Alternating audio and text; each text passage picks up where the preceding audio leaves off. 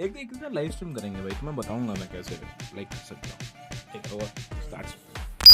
क्या हाल तुम्हारे? स्वागत है तुम्हारा इस वीडियो के अंदर, जिसमें मैं जिम रिलेटेड कुछ टॉपिक्स पे बात करूंगा और तुम्हारे डाउट्स को दूर करूंगा, बिगनर्स को कुछ टिप्स दूंगा और वर्कआउट प्लान्स के बारे में समझाऊंगा और अपनी पर्सनल फिटनेस जर्नी के बारे में बताऊंगा। तो वीडियो स्टार्ट करते हैं। और वीडियो में आगे बढ़ने से पहले अगर तुम इंस्टाग्राम पे हो तो मैं भी हूँ और तुम वहाँ पर जाकर मुझे फॉलो जरूर से कर सकते हो। मैं बहुत जल्द टाइम के हिट करने हैं, अभी तो फॉलोअर्स ऑलमोस्ट ना के बराबर हैं। थोड़ी बहुत पोस्ट है तो तुम वहाँ से जाके देख सकते हो और तुम्हें कुछ कंटेंट की नई लाइक अपडेट्स तुम्हें वहाँ पे मिल जाएंगी।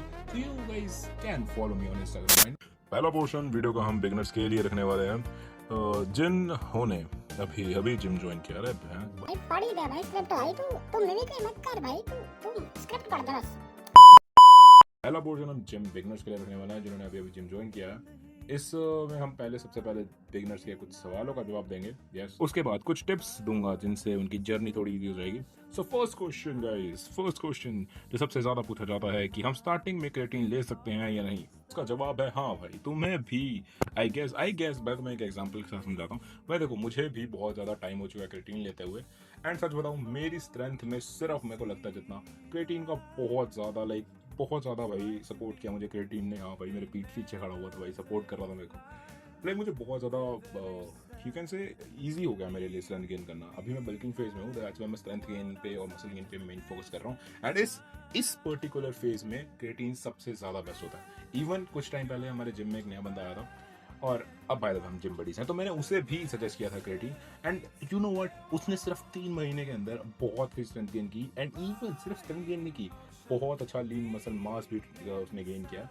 And I am like impress भाई, 3 मंथ्स के अंदर बहुत अच्छी इंप्रूवमेंट है। इवन एक मेरे को खुद को 4 साल हो चुका है ट्रेन करते हुए, तो मुझे पता है भाई किस बंदे ने कितने टाइम में कितना अच्छा मसल मास गेन किया है। तो मैं देख के बता देता हूँ यूजुअली कि भाई हाँ भाई बंदा मेहनत कर रहा है। हाँ ऑफ कोर्स तुम क्रिएटिन को सारा क्रेडिट नहीं दे सकते। एक्सरसाइजेज और वर्कआउट, एक्सरसाइज कह लो या फिर डाइट कह लो, इसका भी बहुत बड़ा रोल प्ले होता है तुम्हारी फिजिक के अंदर।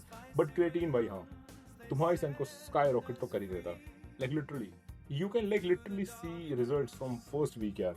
तो हाँ, इसका एक सिंपल सा जवाब है कि तुम्हें भी आई गेस क्रिएटिन ट्राई करना चाहिए या फिर ट्राई करो। आई मीन बेस्ट चीज़ है भाई, बेस्ट सप्लीमेंट है। लाइक लिटरली एक बार को वे प्रोटीन कह सकते हो कि नहीं भाई नहीं लेना, but creatine I guess best supplement है जो तुम्हें ट्राई करना चाहिए।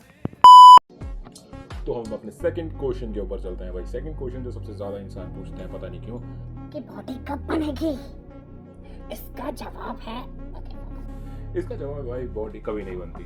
अगर तुम्हें नहीं समझ आया तो मैं समझाता हूँ एक बहुत क्लियर एग्जांपल के साथ। मेरा खुद का एग्जांपल है। ये फोटो जो तुम देख रहे हो ये 4 साल पुरानी, ऑलमोस्ट 4 साल पुरानी। मतलब मैं 3-4 महीने में जिम ज्वाइन किए हुए। मैं बहुत मोटा होता था पहले, बट मैं 3-4 महीने में बहुत अच्छी शेप में आ गया था। उसके बाद अब जो ये फोटो तुम देख रहे हो ये 1.5 साल पुरानी है। ठीक है, अभी ये इसमें थोड़ा कट फेस में था मैं, और मेरी लाइक लिटरली मसल्स थोड़े बहुत पॉप दिख रहे होंगे तुम्हें, थोड़ा बहुत मसल दिख रहा होगा।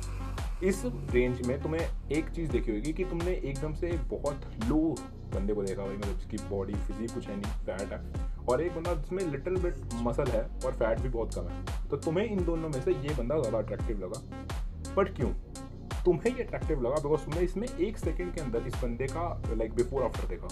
मैंने इस बंदे को भाई 3 साल, मैं अपनी बात कर रहा हूँ कोई कंफ्यूज है तो 3 साल इस बंदे को मैंने करते हुए देखा एंड हर दिन प्रोग्रेस हुई थी, हर दिन। अब मेरी ड्रीम फिजिक इस टाइम पे ये थी, बट अब क्योंकि मैं लाइक इससे भी अच्छी फिजिक में हूँ, इससे भी अच्छी फिजिक में, तो अब मेरी ड्रीम फिजिक कुछ और है। एंड ऑफ कोर्स जब मैं उस ड्रीम फिजिक को अचीव करूँगा तो मेरी ड्रीम लाइक जो फिजिक होगी, जो मैं चाहता हूँ कि मेरी बने, मतलब ड्रीम फिजिक होगी, वो कुछ और हो जाएगी। मतलब जिस तरीके से तुम प्रोग्रेस करते हो उसी वे में तुम्हारा लाइक गोल्स भी बढ़ते जाते हैं, जो कि नॉर्मल बात है क्योंकि of course average human behaviour. तुम समझ रहे हो भाई। अगर मैं गंदे भाई मैं वो एग्जांपल नहीं देना चाहता रिलेशनशिप वाले, because I am not good at them, और मेरी गर्लफ्रेंड मेरे को मार डालेगी अगर मैंने ऐसा किया।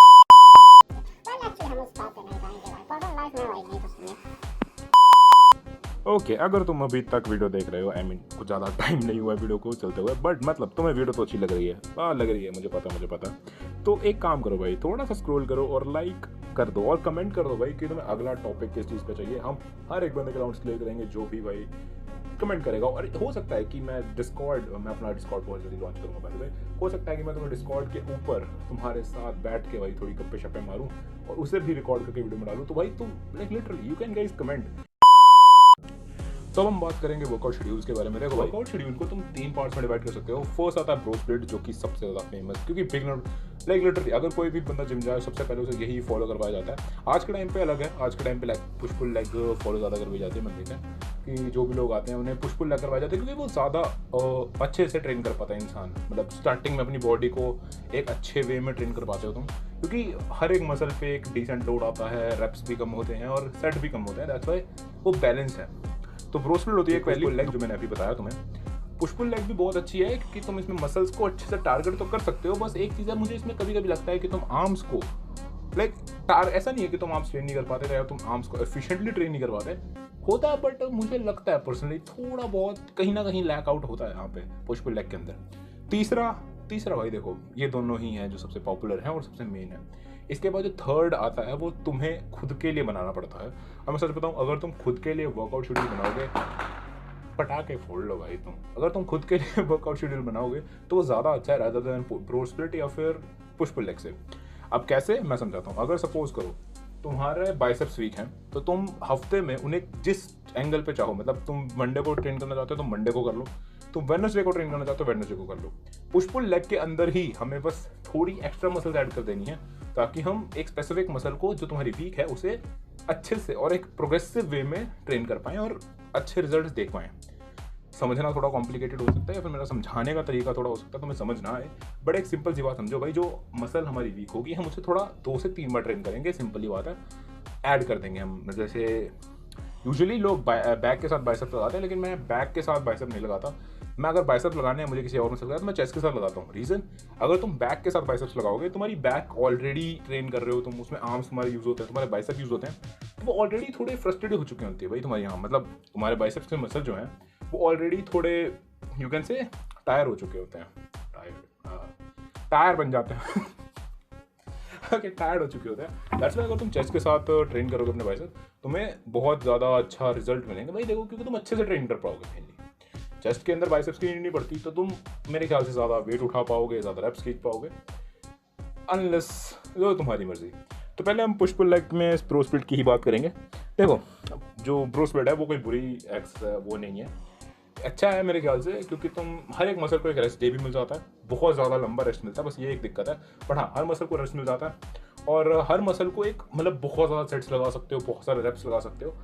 बट ये स्टार्टिंग में जब मैं लगाता था, मैंने सिर्फ एक ही चीज़ नोटिस की कि मैं लगाता तो हूँ, बहुत अच्छी एक्सरसाइज लगाता हूँ, बहुत अच्छे सेट्स लगाता हूँ, बहुत अच्छे रेप्स लगाता हूँ। एक्सरसाइज की लाइक वेरिएशन भी ज़्यादा है कि 4 एक्सरसाइज लगा रहा हूँ, ठीक है, उसमें सेट्स भी बहुत ज़्यादा हैं। तो ऐसा नहीं है कि मैं एक्सरसाइज लगा रहा हूँ और मेरे को रिजल्ट्स नहीं मिल रहे हैं। बट मैं अगर मंडे को बाइसेप ट्राइसेप लगा के हटा, तो मैं वेडनेसडे थर्सडे को क्या देखता हूँ कि मेरी आर्म्स ना बहुत छोटी फील हो रही है। रीज़न, क्योंकि भाई वो रिकवर कर रही है, उनके पास सब कुछ करने को है ही नहीं हफ्ते तक। अब मुझे फिर से मंडे का वेट करना पड़ेगा ताकि मैं फिर से हिट कर सकूँ। बट अगर वहीं पे अगर मैं मंडे को मैंने ट्रेन किया बाय ट्राई और मैं थर्सडे को फिर से ट्रेन करूँ, तो उनका रेस्ट जो था उन्हें रिकवर करना था वो भी उन्होंने रिकवर कर लिया और फिर से ट्रेन हो गए वो। अब जब मैं मंडे को ट्रेन करूँगा 3-4 दिन का, वहाँ पे भी उन्हें रेस्ट मिल रहा है, उसकी वजह से क्या होगा कि वो फिर से हम ट्रेन कर पाएंगे। तो हम हफ्ते में एक ही मसल को कितनी बार ट्रेन करेंगे? अगर हम नॉर्मल ब्रो स्प्लिट करते हैं तो 4 बार, और अगर मैं जैसे अभी तुम्हें बता रहा हूँ तो 8 बार। रिकवर भी हो रहा है, साथ साथ प्रोग्रेस भी हो रही है और डबल हो रही है ऑलमोस्ट।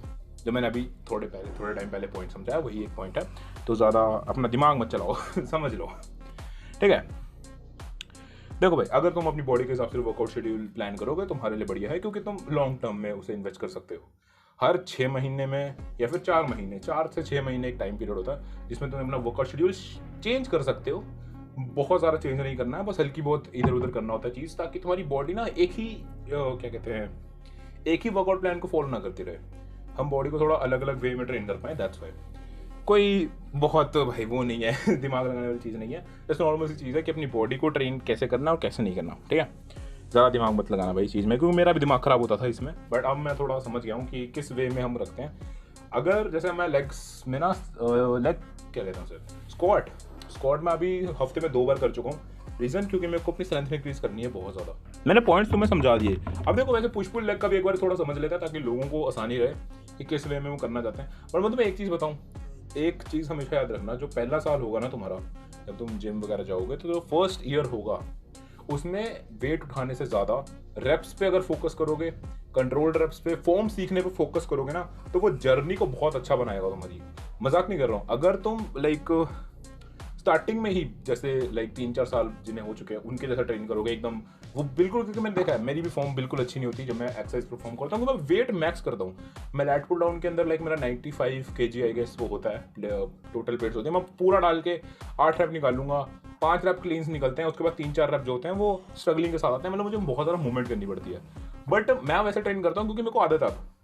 पहले जो साल था मेरा जिम का उसमें मैंने सिर्फ फॉर्म पे फोकस किया था और रेप्स पे फोकस किया था, ताकि मेरे को एक बार समझ आए कि मेरी फिजिक एक्चुअली मतलब किस वे में हमें लिफ्ट करना है और किस वे में नहीं। समझ रहे हो? अगर जैसे कटिंग से तुम बल्क में जाओगे तो भी ये चीज़ तुम्हें करनी पड़ेगी, क्योंकि हम हैवी वेट एकदम से 3-4 रेप्स पे आओगे, टफ हो जाएगा तुम्हारे लिए। वैसे बल्किंग से कट पे थोड़ा ज़्यादा टफ होता है, क्योंकि बल्किंग में तुम्हें सिर्फ 4-5 रैप लगाने होते हैं, तुम इतना वो नहीं करते, एग्जॉस्ट नहीं होते। बट जब तुम कट में जाते हो भाई ऑलमोस्ट 12 रैप्स, और वो भी कंट्रोल्ड भाई, तो लाइक वो टफ होता है ऑफ कोर्स, बट हम कट भी करेंगे, डोंट बी वरी भाई, तुम्हें बहुत वीडियोस देखने मिलने वाले हैं यूट्यूब पे। ओके, तो मैं हमेशा ऑफ टॉपिक हो जाता हूँ, रुको हम टॉपिक पे वापस आते हैं। तो पुश पुल लेग एक अच्छा वर्कआउट हो सकता है। मैं बस इतना कहूँगा कि फर्स्ट जो तुम्हारे मंथ्स होते हैं, फर्स्ट जो ईयर होता है तुम्हारा, उसमें तुम अपनी फॉर्म को और वेट को समझने में, लाइक हर एक मूवमेंट को समझने में लगाओगे, तो अगले जो साल होंगे तुम्हारे, मतलब एक साल अगर एकदम डेडिकेशन से तुम सिर्फ इतना सा कर लो ना, अगला साल तुम्हारी बहुत अच्छी फिजिक के साथ कमबैक करोगे, और मजाक की बात नहीं है। तो चलो भाई वीडियो के एंड वाले पार्ट में चलते हैं और तुम्हें लास्ट कुछ चीज़ें बताता हूँ जो तुम्हें समझनी पड़ेंगी अगर तुम्हें एक एक्चुअल फिजिक बनानी है। देखो मेरी बात सुनो, ये थोड़ी बात तो समझना भाई, अभी 2 मिनट के अपना एकदम माइंड खाली कर दो, शांत हो जाओ एकदम और समझो इस चीज़ को, ठीक है? ये 5-6 पॉइंट्स हैं जो अगर दिमाग में रख लोगे तो भाई बहुत ईजी हो जाएगा तुम्हारा सब कुछ, रियल लाइफ में भी बहुत इफेक्ट्स करेंगे अगर ये 5-6 पॉइंट्स तुमने रख लिए। सबसे पहला, रेस्ट डे ज़रूरी होता है भाई, रेस्ट डे स्लीप ज़रूरी होती है, बट हाँ स्लीप को तुम इधर उधर कर सकते हो, इसमें कोई बड़ी चीज़ नहीं है, बट रेस्ट डेज जो होते हैं उन्हें थोड़ा तंग मत करना, उन्हें एकदम बढ़िया क्लीन रहने दो। रीज़न, क्योंकि भाई देखो तुम्हारी बॉडी एग्जॉस्ट हुई है, उससे रेस्ट करने का टाइम चाहिए। जैसे मैं अब ट्रेन करता हूँ, मेरे 6 वीक जो होते हैं ना, उसमें टोटल में अगर तुम्हें बताऊँ ऑलमोस्ट हर मसल 3 बार ट्रेन होती है। लेग्स भी ट्रेन हो जाती हैं कभी कभी 3, वैसे जनरली 2 बार होती है, बट बेस्ट अगर मैं बहुत ज़्यादा हाई किसी हफ्ते में किसी वीक में तो मैं 3 बार तक ट्रेन कर देता हूँ हर मसल ऑलमोस्ट, एंड रिकवरी बहुत अच्छी होती है। बट अब ये है कि हफ्ते में तुम 6 बार ट्रेन कर रहे हो, ठीक है, ऊपर से लाइक तुम नॉर्मल काम भी कर रहे हो, ऐसे तो नहीं जिम जा रहे हो, सिर्फ स्कूल जा रहे हो, कॉलेज जा रहे हो, कुछ भी है, तो तुम्हारी बॉडी एग्जॉस्ट होती है, उसे एक दिन दो एटलीस्ट कि वो रेस्ट कर पाए, एक दिन। और रेस्ट डे में तुम्हें डाइट भी प्रॉपर लेनी है, एंड मैं कहूँगा ज़्यादा लो, जितनी तुम नॉर्मली अच्छी डाइट लेते हो उससे भी ज़्यादा लो रेस्ट डे में, ताकि अपनी बॉडी को थोड़ा फील होने दो कि भाई हाँ वो रिकवर कर रही है, वो मंडे के लिए रेडी है। ठीक है, हम संडे एंजॉय करेंगे, छोले भटूरे नहीं खाएगा कोई संडे, वो बस मैं खाऊंगा भाई। ओके हेलो पंजाबी भाई, एज अ पंजाबी अगर तुम छोले भटूरे नहीं खा रहे भाई, तुम क्या खा रहे हो? दूसरा पॉइंट, ठीक है, दूसरे देखो यार, दूसरों से खुद को कंपेयर मत करो, ये लाइक सच्ची, अगर तुम दूसरों से खुद को कंपेयर करोगे ना, तुम सिर्फ उस पर्टिकुलर बंदे से अच्छा बन पाओगे।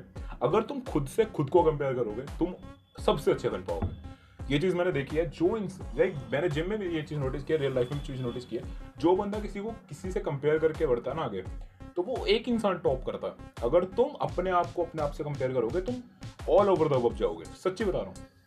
एंड मैंने भी ये चीज़ अभी की है, क्योंकि मैं सबसे ज़्यादा ऐसा बंदा हूँ भाई जो ट्रेनर्स को ऐसा लगा रहता है भाई ये मर ना जाए कहीं, क्योंकि सबसे ज़्यादा बार में लोड मैं करूँगा, लेग प्रेस में सबसे हैवी मैं लगाऊंगा, स्क्वाट सबसे ज़्यादा हैवी मैं लगाऊंगा। ऐसा नहीं है कि कोई और नहीं लगाता, 2-3 बंदे हैं, बट ये भी है कि मेरी एज वाइज कोई आसपास नहीं है मेरे अभी फिलहाल को, नजर ना लगे भाई कोई आ जाए मेरा और माइनस हो जाएगा बट आएगा अगर तो मेरे पास हमेशा एक कंपटीशन रहता है, और वो कंपटीशन हूँ मैं, कि मैं अपने आप को कंपेयर करता हूँ पास्ट वर्जन से। इससे मेरे को भाई इतना रहता है कि हाँ भाई अगर मैं अपने आप को टेक ओवर कर सकता हूँ, मैं किसी और को तो कर ही लूंगा, दैट्स नॉट अ थिंग।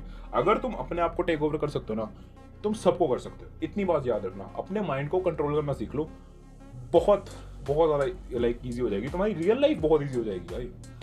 तीसरी चीज़ जो सबसे इंपॉर्टेंट आती है, सबसे इससे ऊपर सच्ची कुछ नहीं है, सच्ची, डिसिप्लिन भाई। देखो ये जो चीज़ है ना, डिसिप्लिन, ये जिम जाने से नहीं बनती, ये बनानी पड़ती है।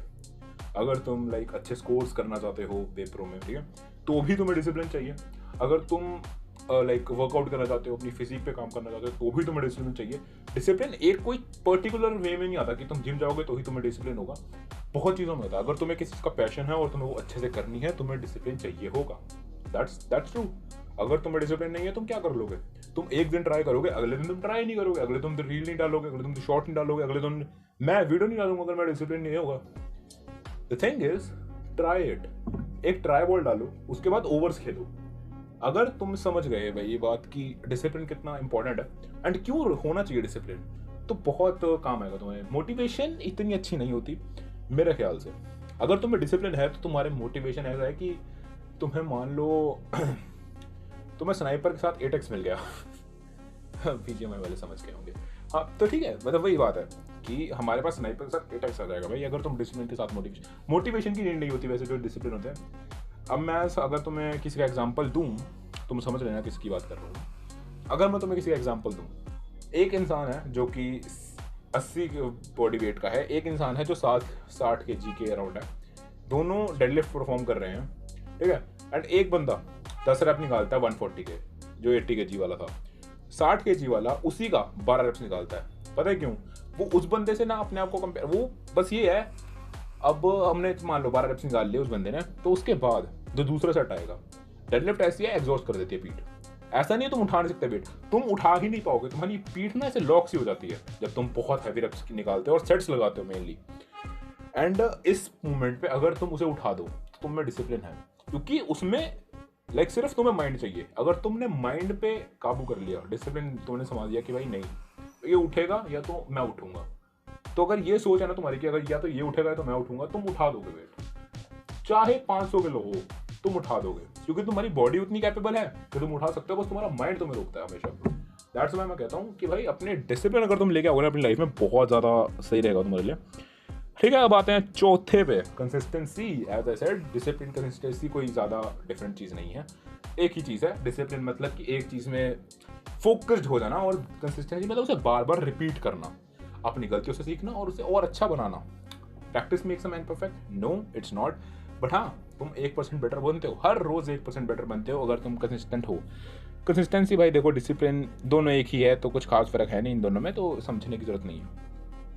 पांचवा, मेन और लास्ट, इससे ऊपर कुछ नहीं है भाई, कि तुम मेरे को सब्सक्राइब कर सकते हो,